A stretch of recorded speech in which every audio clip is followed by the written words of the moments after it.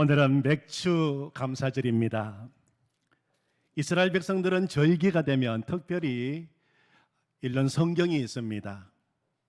이스라엘 3대 절기 중에 유월절에는 아가서를 읽었습니다. 초막절에는 전도서를 읽었습니다. 그리고 맥주 감사절에는 룻기를 읽었습니다. 그래서 우리도 오늘 맥주 감사절을 맞이하여 룻기를 읽은 것입니다. 이스라엘 백성들처럼 한다면 1장부터 4장까지 다 읽어야 하는데 이 시간에는 1장만 읽었습니다. 집에 가서 2장부터 4장까지 한번 읽어보시면 좋겠습니다. 맥주 감사절의 룻기를 읽는 첫 번째 이유는 계절과 관계되어 있습니다. 맥주 감사절의 맥은 한자로 보리를 가리킵니다. 보리맥자입니다.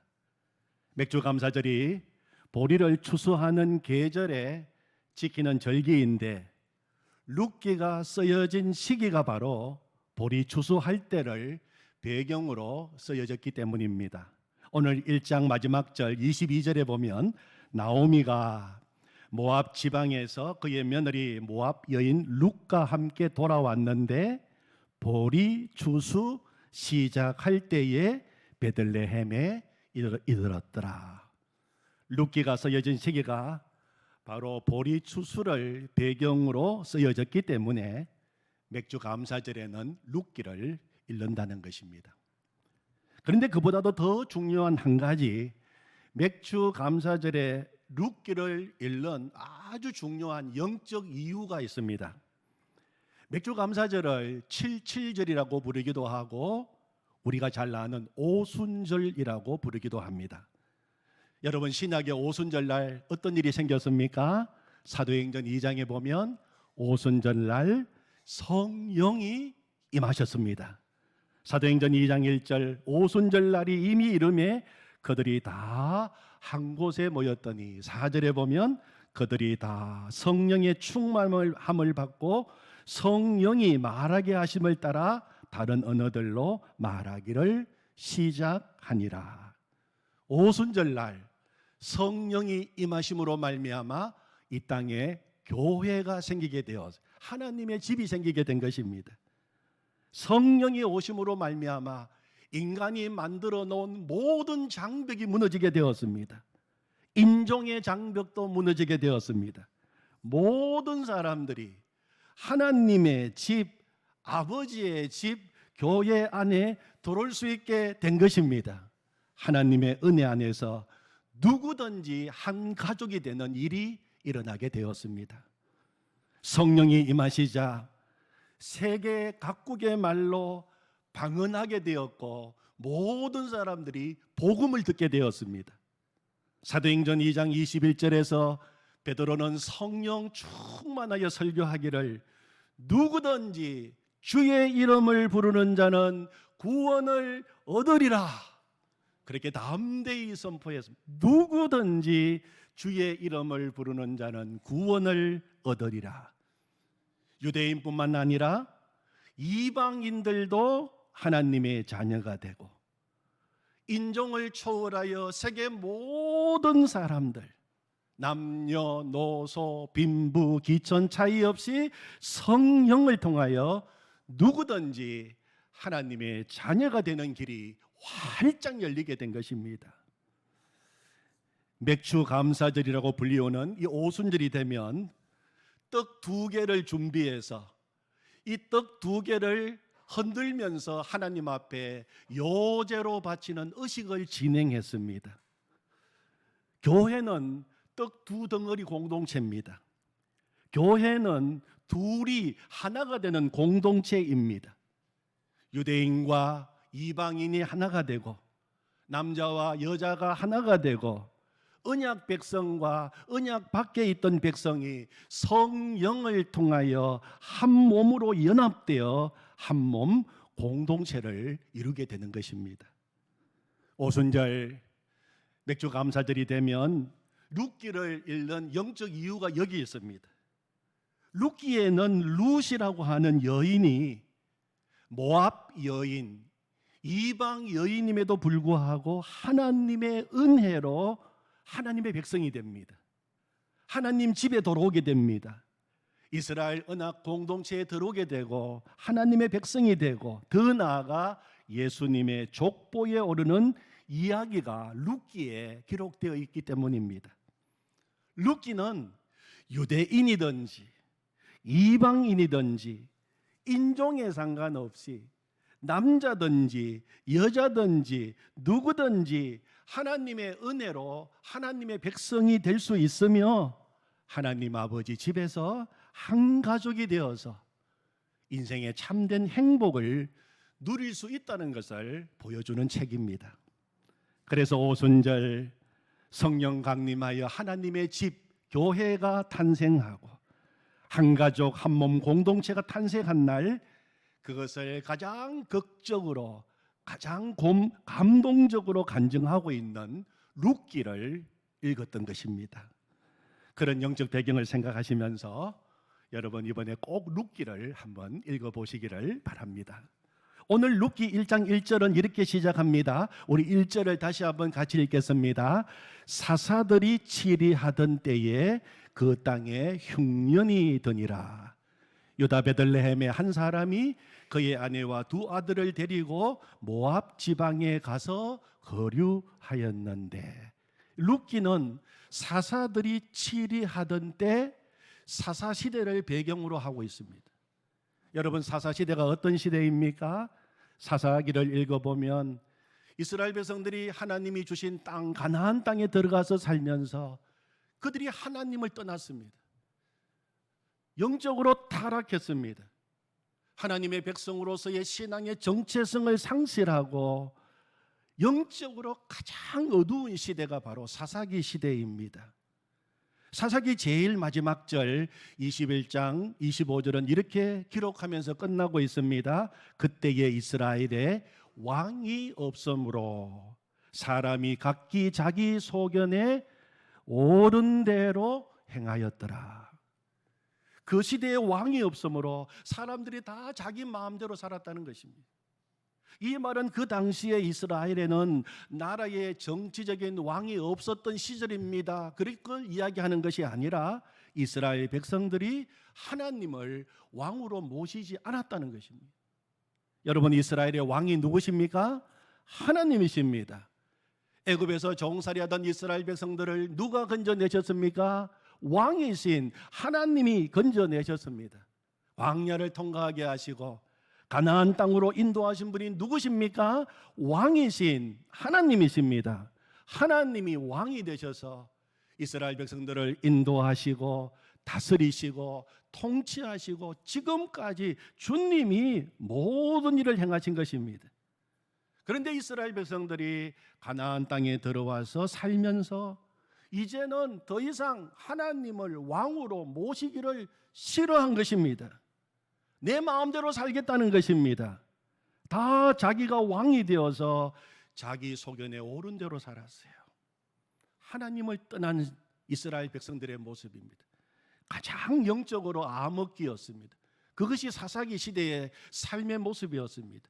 그 사사기 바로 다음에 나오는 책이 바로 오늘 읽은 룻기입니다. 그러므로 오늘 1절에 사사들이 치리하던 때라고 하는 말은 이스라엘 백성들이 하나님을 떠나서 살고 있던 때, 하나님께 반역하던 때, 영적으로 가장 어두운 시기를 말하고 있는 것입니다. 2절을 보시면 한 사람이 등장합니다. 유대 베들레헴 사람으로 아내와 두 아들을 데리고 베들레헴을 떠나 이방 땅 모압 지방으로 간 사람의 이름이 2절에 나옵니다. 우리 2절을 같이 읽겠습니다. 그 사람의 이름은 엘리멜렉이요, 그의 아내의 이름은 나오미요, 그의 두 아들의 이름은 말론과 기럝이니 유대 베들레헴 에브랏 사람들이더라. 그들이 모압 지방에 들어가서 거기 살더니 그 이름이 엘리멜렉입니다. 엘리라고 하는 말은 나의 하나님, 그런 뜻이죠. 예수님도 십자가 위에서 엘리 엘리 그렇게 말씀하셨습니다. 나의 하나님. 멜렉은 왕이라고 하는 뜻입니다.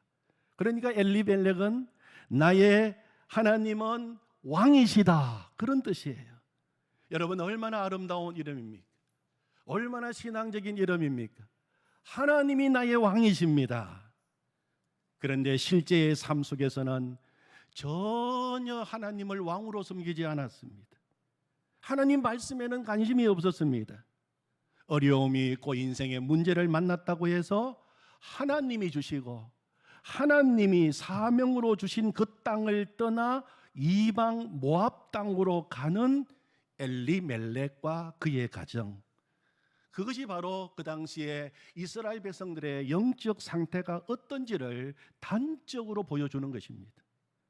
다시 1절을 보시면 사사들이 치리하던 때에 그 땅에 흉년이 드니라. 유다 베들레헴 땅에 흉년이 들었어요. 가나안 땅에 흉년이 들었습니다. 베들레헴에도 흉년이 들었습니다. 베들레헴이라고 하는 이름의 뜻은 떡집이라고 하는 뜻을 가지고 있습니다. 떡집이라고 하는 이름을 붙인 것은 적어도 그 지방에는 양식이 많았습니다. 예로부터 양식이 많았던 지역입니다. 그런데 떡집에 떡이 떨어진 것입니다.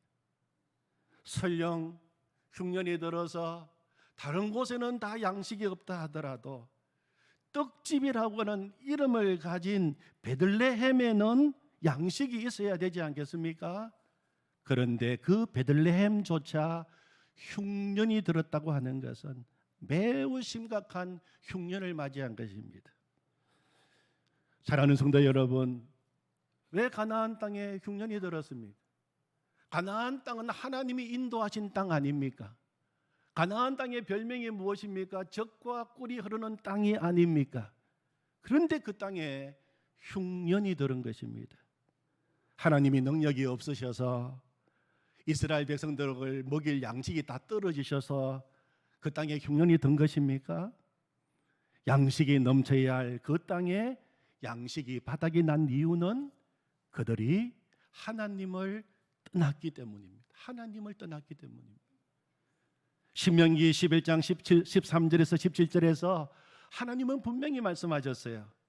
13절에 보면 내가 오늘 너희에게 명하는 내 명령을 너희가 만일 청종하고 너희의 하나님 여호와를 사랑하여 마음을 다하고 뜻을 다하여 섬기면 여호와께서 너희의 땅에 가나안 땅에 이른 비 늦은 비를 적당한 때에 내리시리니 너희가 곡식과 포도주와 기름을 얻을 것이요 또 가축을 위하여 들에 풀이 나게 하시리니 네가 먹고 배부를 것이라, 그렇게 약속하셨어요. 그런데 이어지는 16절 17절 말씀을 보면 너희는 스스로 삼가라.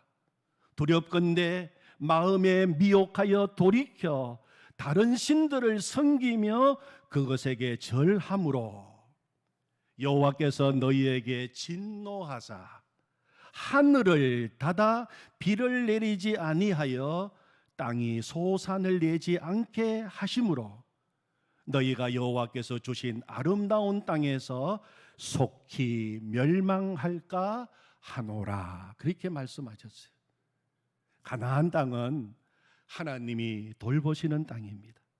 이스라엘 백성들이 하나님이 허락하신 가나안 땅에서 하나님 잘 섬기고 하나님 말씀 잘 듣고 그 하나님 말씀에 순종하고 하나님을 사랑하면 하나님께서는 때를 따라 풍성한 양식을 주셔서 배불리 먹게 될 것이다, 그렇게 약속해 주셨습니다. 그러나 그들이 하나님을 떠나 우상을 섬기며 하나님 말씀을 그들이 배반하게 되면 그 땅에서 속히 멸망하게 될 것이라고 말씀하고 계시는 것입니다. 땅이 소산을 내지 않게 하심으로 너희가 여호와께서 주신 아름다운 땅에서 속히 멸망할까 하노라. 우리가 하나님의 말씀을 읽어보면 하나님께서 흉년을 보내시는 데에는 크게 두 가지 이유 때문입니다. 첫 번째는 하나님의 백성들이 범죄하고 하나님을 떠났을 때 하나님은 흉년을 보내십니다. 그러므로 우리 인생 가운데에도 흉년이 찾아왔다고 생각되면 우리 자신을 돌아봐야 됩니다. 하나님, 혹시 제 인생 가운데 하나님을 떠나지 않았습니까? 하나님 앞에서 범죄한 것은 없습니까? 제 마음속에 하나님 대신에 우상이 가득하지 않습니까? 그때 우리는 회개해야 합니다.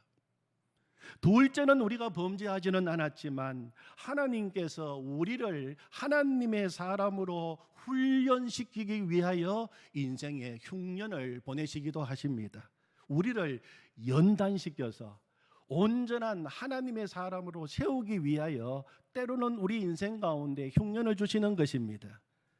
그런 흉년은 우리가 욥처럼 잘 인내하고 끝까지 통과해야 됩니다.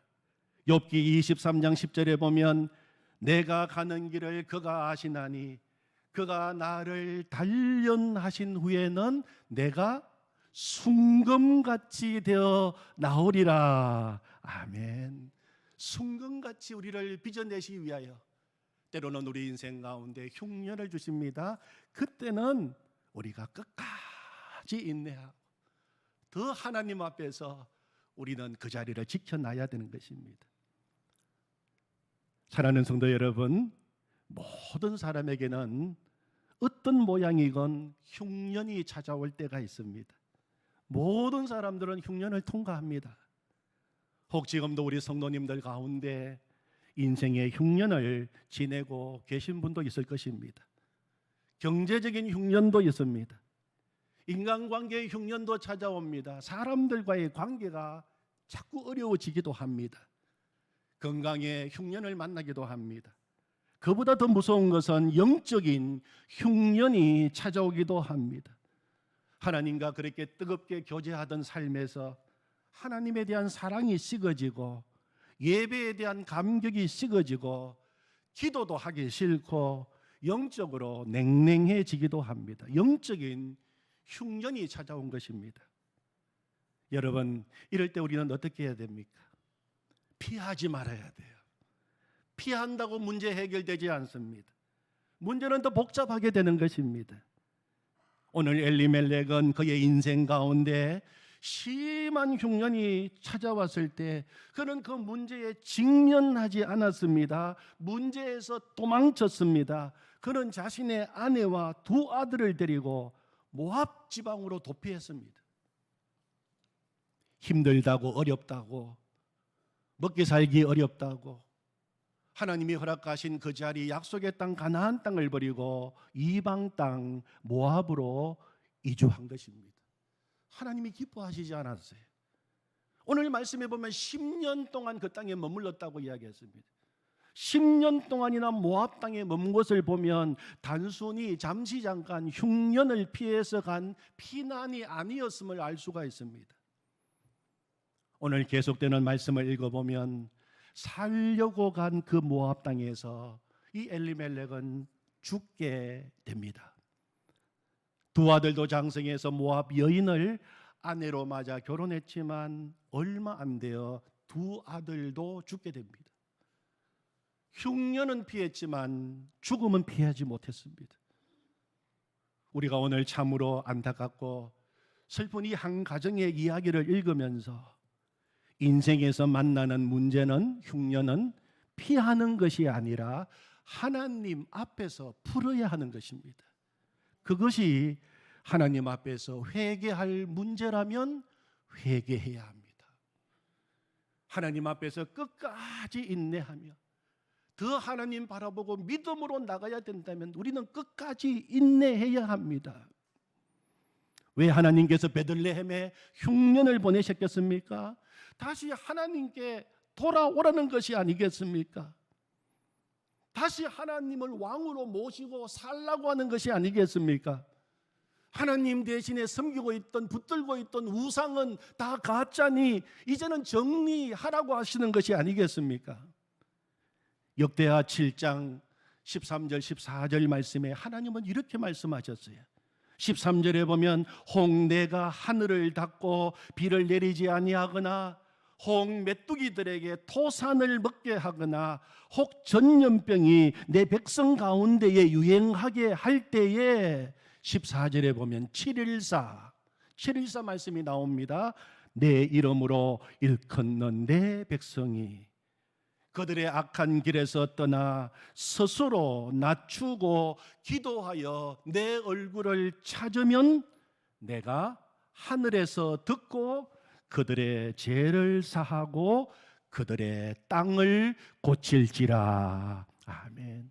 역대하 7장 14절 714 말씀입니다.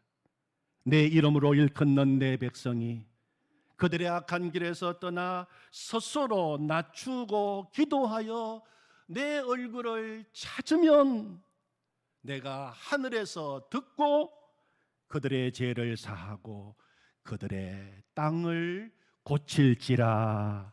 아멘. 사랑하는 성도 여러분, 흉년을 만나셨습니까? 그러시다면 피하지 마십시오. 도망가지 마십시오. 그 자리에서 믿음으로 풀어나가십시오. 하나님께 엎드르십시오. 하나님을 찾으십시오. 더 하나님을 갈망하십시오.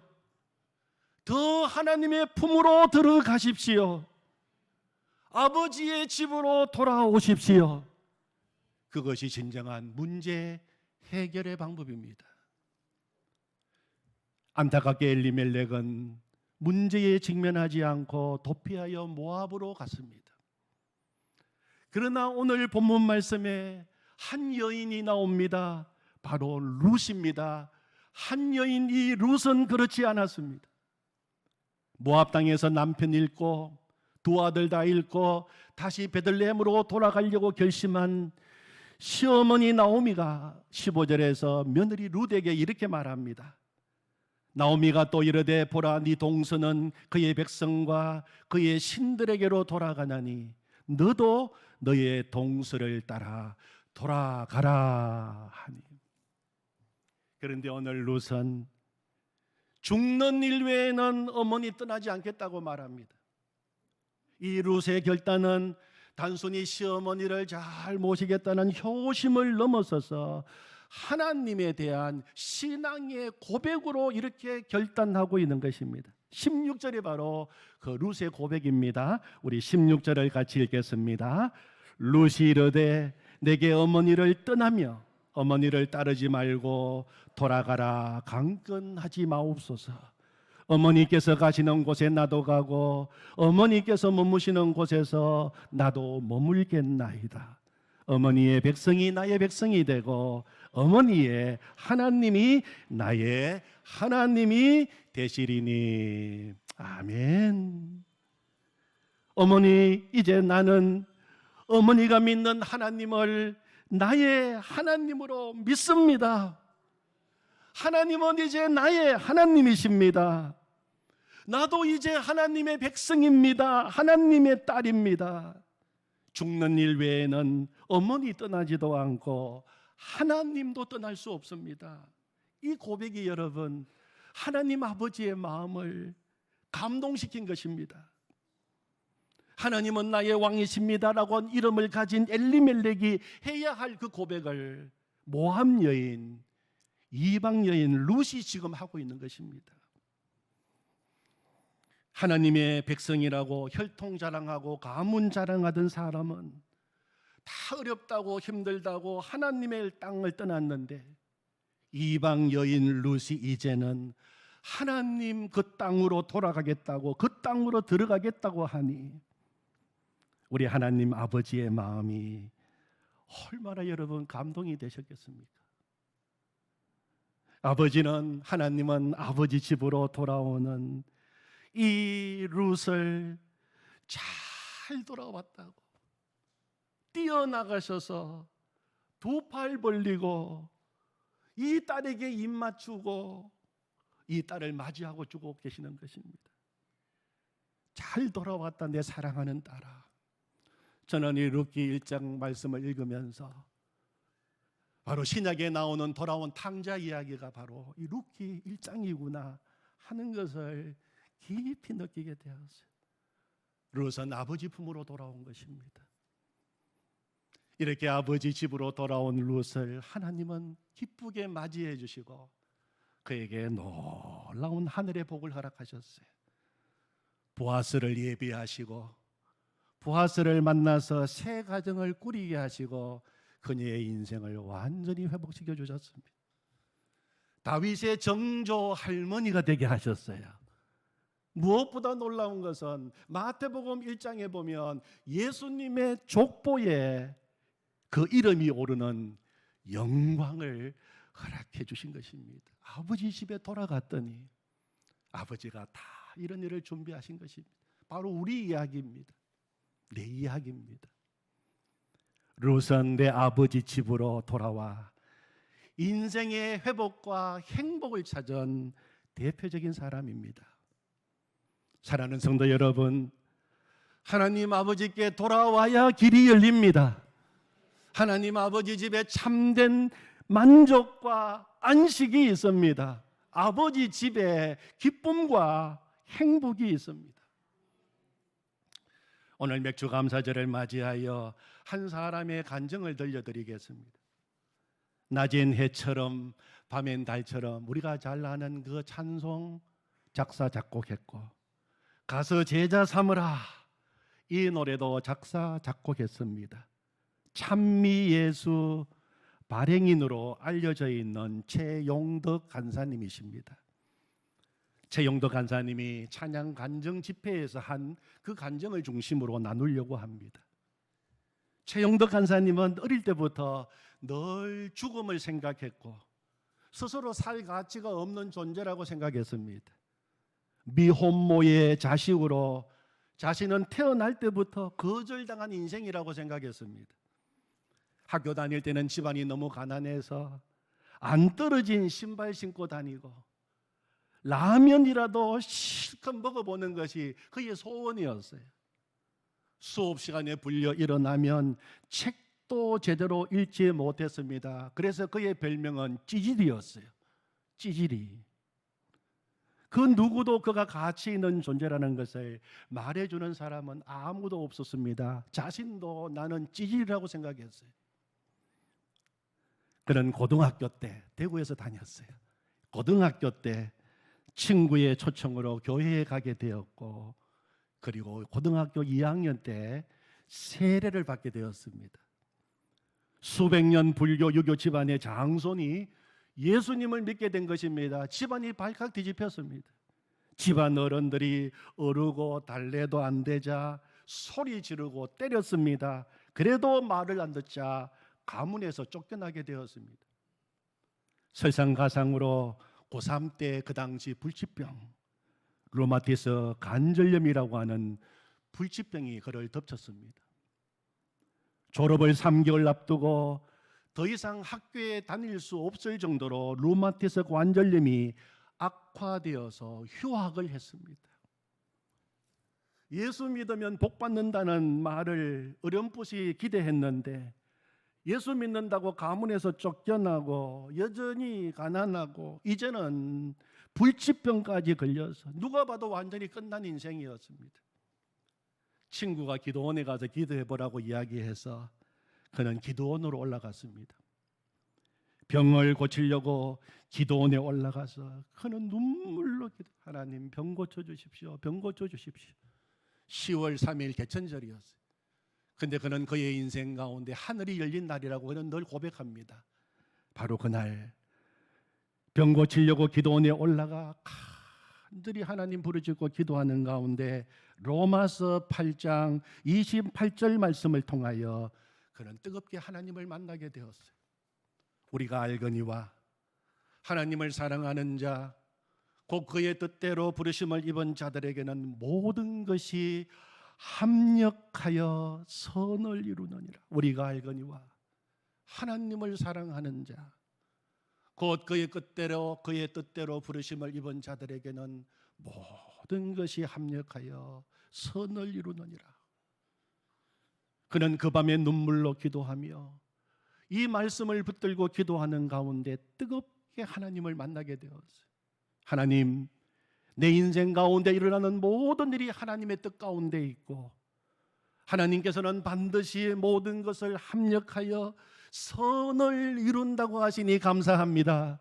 미혼모의 자식으로 태어난 나의 출생 배경의 아픔, 지긋지긋한 그 가난, 찌질이도 못난 나의 모습, 그리고 이제는 불치병까지 얻은 모든 소망이 끊어진 나의 모습이지만, 그러나 하나님, 이제 하나님이 나의 소망이십니다.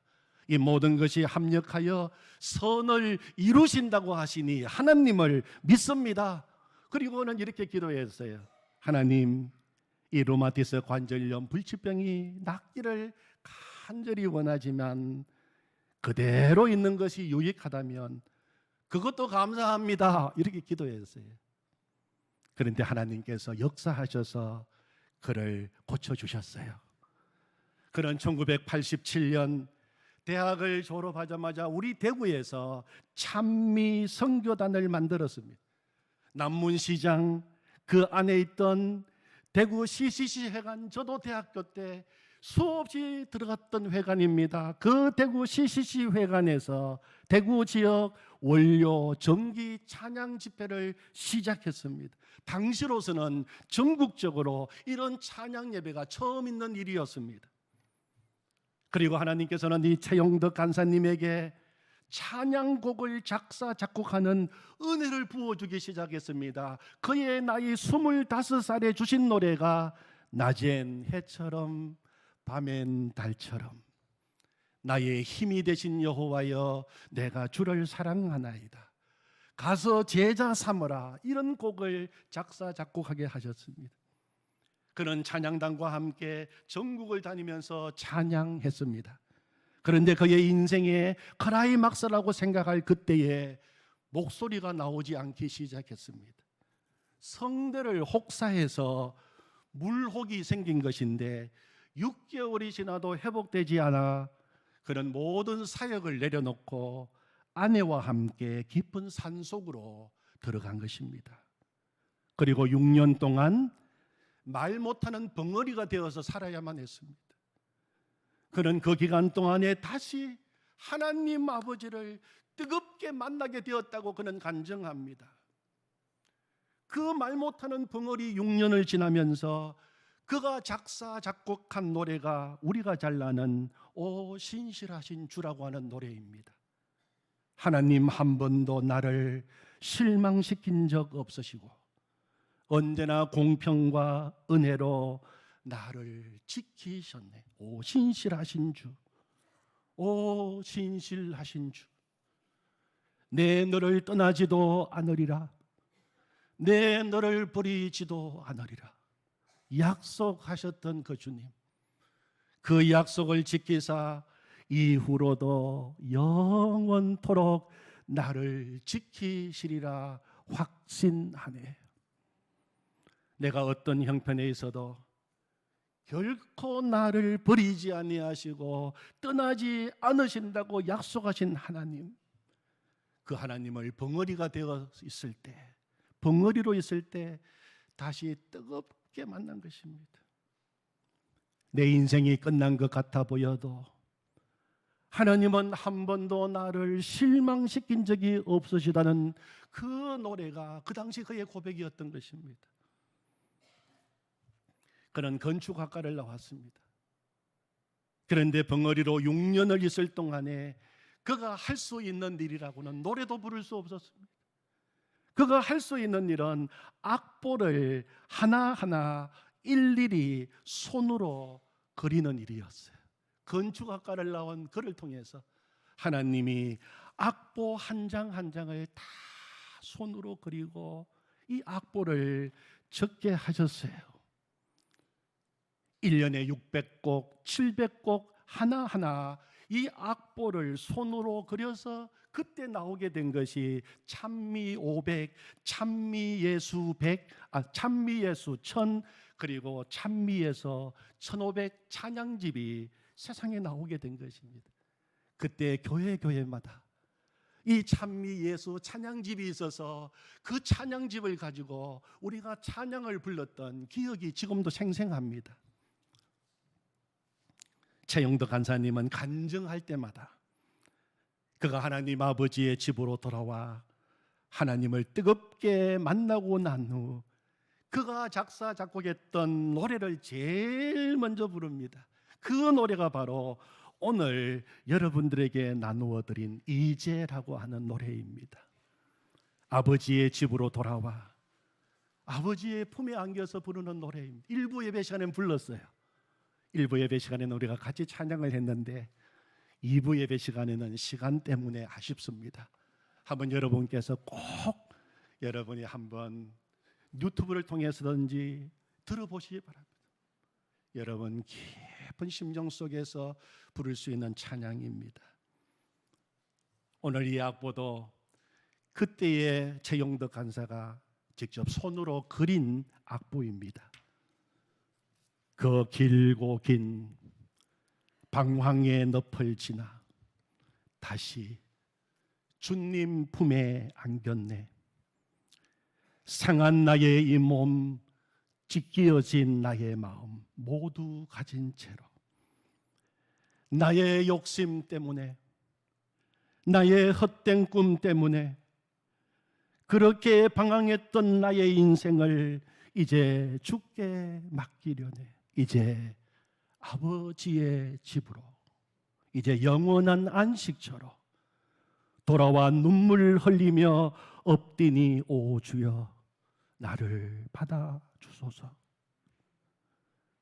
그 멀고 먼 근심의 계곡을 지나 이제 평안의 집에 왔네. 그 아무도 내게 참된 평안 줄 수 없어 얼마나 괴로웠었는지, 나의 욕심 때문에, 나의 헛된 꿈 때문에 그렇게 방황했던 나의 인생을 이제 주께 맡기려네. 이제 아버지의 집으로, 이제 영원한 안식처로 돌아와 눈물 흘리며 엎드니 오 주여 나를 받으소서. 이제 아버지의 집으로, 이제 영원한 안식처로 돌아와 눈물 흘리며 엎드니 오 주여 나를 받으소서. 아멘. 하나님, 인생의 방황, 그 길고 길었던 인생의 방황의 늪을 지나 근심의 계곡을 지나 이제 아버지 집에 왔습니다. 아버지 집에서 아버지 주시는 영원한 안식과 평안과 기쁨과 은혜를 누리며 살게 하시니 감사합니다. 하나님 아버지, 우리 인생 가운데 때로는 흉년이 찾아와도 영원히 아버지의 집에서 살기를 소망합니다. 내 아버지 집에서 회복의 역사가 일어나고 아버지 집에서 오늘 루스의 역사가 우리 가운데 일어나게 될 줄로 믿습니다. 주님을 찬양합니다. 내 아버지 감사합니다. 예수님의 이름으로 기도하옵나이다. 아멘.